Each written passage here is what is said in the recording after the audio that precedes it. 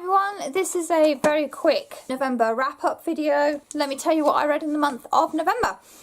I started off with The Search for Wondler, which was of a library book, so obviously I don't have a copy of it here, and I really enjoyed it. It was book one in a trilogy, and it was really entertaining, and I reckon in about 10 years time it will be considered a classic children's story. It's a sci-fi adventure about a young girl called Eva who's trying to discover where the rest of the humans are. What I really liked about this book is the illustrations that were in it. They're actually interactive illustrations, so if you hold it up to your webcam on the website, they will become animated, and they're really gorgeous, and the book's full of them. So I'm going to try and get hold of the next two in the series and try and read them at some point. I also read book 2 in the Earthend saga by Gillian Anderson and Jeff Robin. This is A Dream of Ice. Can't tell you too much about the second book without spoilers, but effectively Book 1 starts off following a child psychologist who has been brought in to investigate the strange behaviour of an ambassador's daughter. The world is on the brink of war between two neighbouring countries, and things are a bit tense. And then they start getting a little weird. Think X-Files. I read last month's Fairy Loot book, Even the Darkest Stars by Heather Fawcett. This is a fantasy story involving magic and travel up a mountain. If you like mountain climbing stories and journey stories, then this is the one for you. Lots of people complain that it's a very slow starting book. I don't think it is. I just think it's a character builder and certainly an atmospheric building. I really enjoyed it. There is part 2 coming out next year, and it ends on one hell of a cliffhanger. I also read this month Once Upon a Tale, which was billed as a historical romance in the Regency era meets Rapunzel. It's a lot more than that, and I've done a detailed review on it.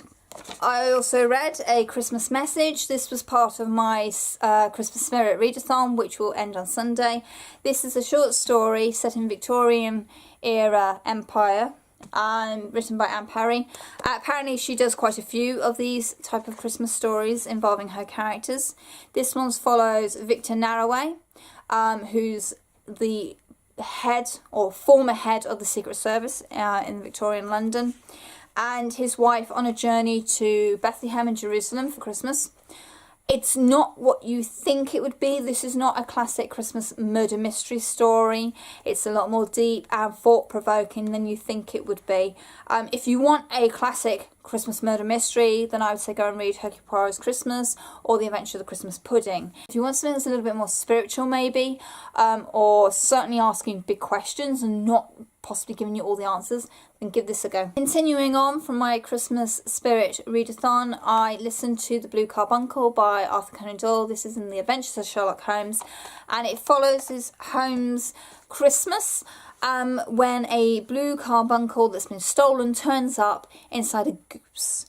And it's quite a fun adaptation. I really enjoy these dramatisations. They're the BBC radio series, and if you haven't listened to them, I suggest tracking them down and giving them a go because they're really well done. So now I've got books from my Christmas Spirit readathon week 1. I've done a wrap up for that week already, so I'll leave a link for that down below. But I managed The Snowman by Raymond Briggs, The Night Before Christmas by Richard Scarry, and Stickman by Julia Donaldson, as well as A Merry Little Christmas by Debbie McComber. I'm Scrooge, A Zombie Christmas Story by Adam Roberts, very amusing. I've recently finished An Orphan's Christmas by Katie Flynn.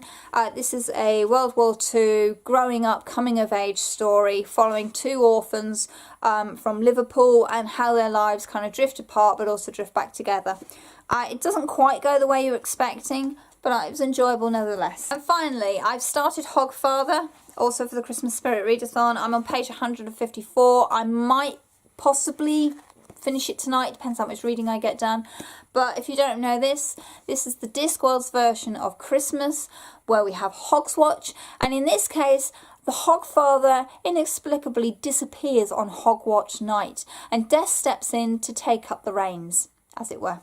So there we are, that's my November wrap up. I'm in the second week of the Christmas Spirit readathon, so there'll be a wrap up for week 2 early next week for you to watch of some of the books that I've managed to get through this week, and hopefully my TBR for December will be going up very shortly.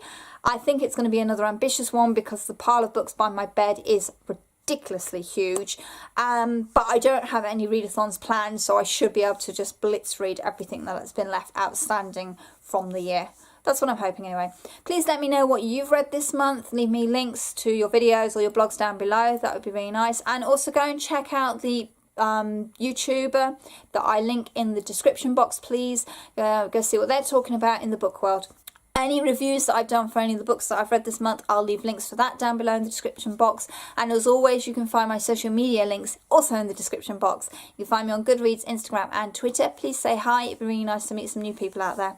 As always, thank you very much for watching and happy reading, everyone. Bye.